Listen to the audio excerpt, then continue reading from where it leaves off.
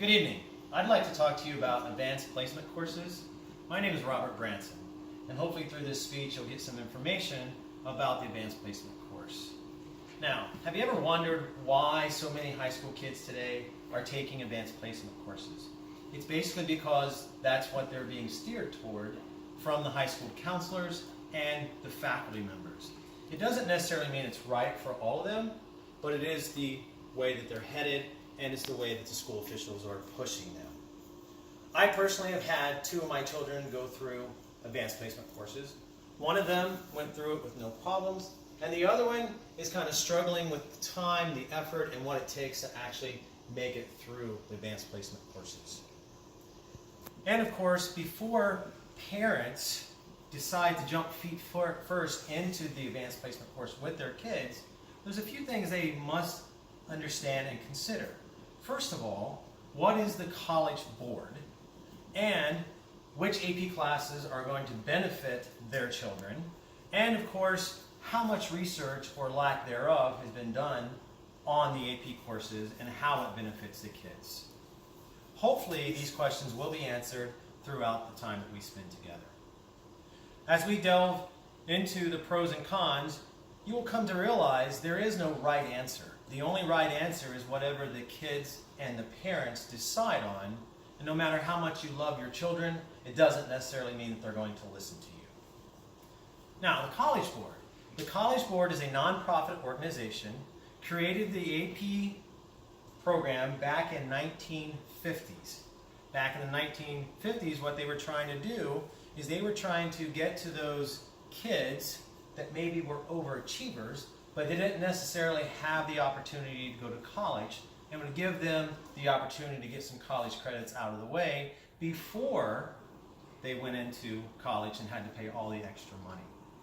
Now, the College Board in itself has a large revenue, of which half comes from the test and the materials associated with the AP course in itself, because there is a test at the end of taking this AP course that the children must go and take in order to get credit for the class.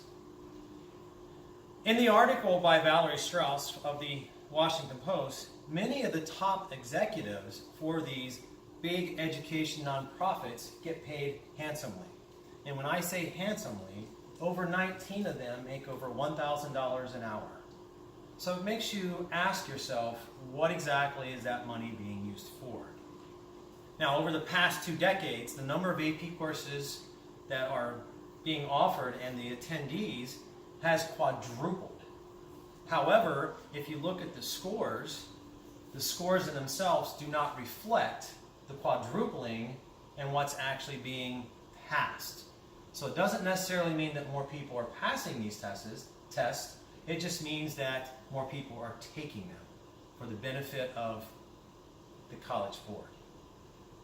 So if we look at high schools and the steering of these students and why they're being steered in a particular course, the AP program, you're going to see that the traditional college prep path is being overlooked. And you're also going to notice that a lot of the honor classes are starting to go away because they want more of their students to go into the AP classes.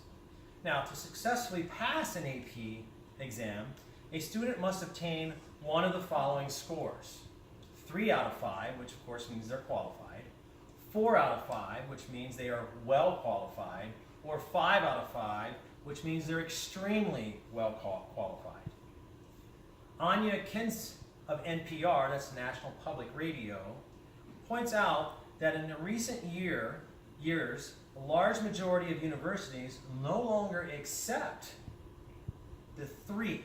So in order to actually get into the college or the university with the AP credit, you have to score at least a 4, even though 3 makes you qualified.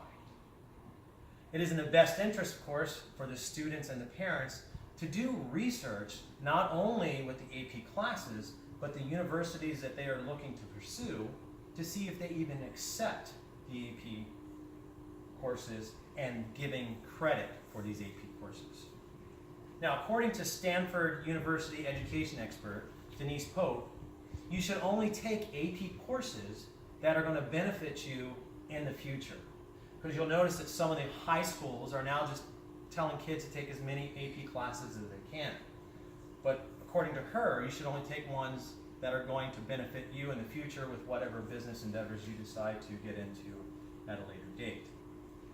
Of course, if the course doesn't benefit the student, sometimes they may have to repeat that course when they get to college because they have forgotten exactly what it was all about, or the college or university isn't even giving them credit for the class in itself.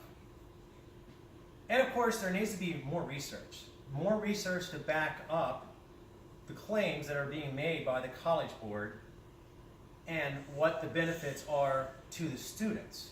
Because, of course, the College Board is trying to say all the benefits go toward the students. And hopefully I've showed you that that's not necessarily true.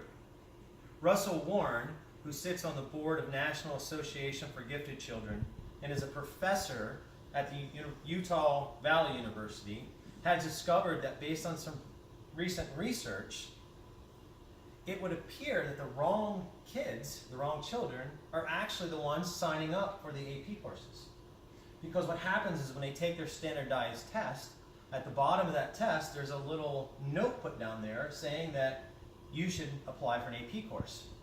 Well, the kids aren't either reading that, or there's a lack of communication from the counselors giving the kids the opportunity and saying, hey, you know, you tested really well in this subject, maybe you should look at going into this AP course, as opposed to that AP course.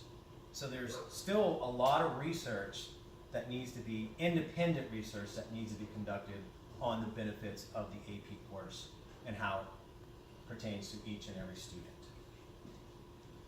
What I'd like to do now is just give you a recap of exactly what it is I talked about here. So, as you can see, it doesn't necessarily seem that the College Board has the best interest of the children when you're talking about where the benefit's coming from. Because if you look at over 19 of them have over $1,000 an hour salary, that's quite a bit of money they're making there. Now, however, it is our job to make sure that our children are taking the right AP courses that pertain to them and their future.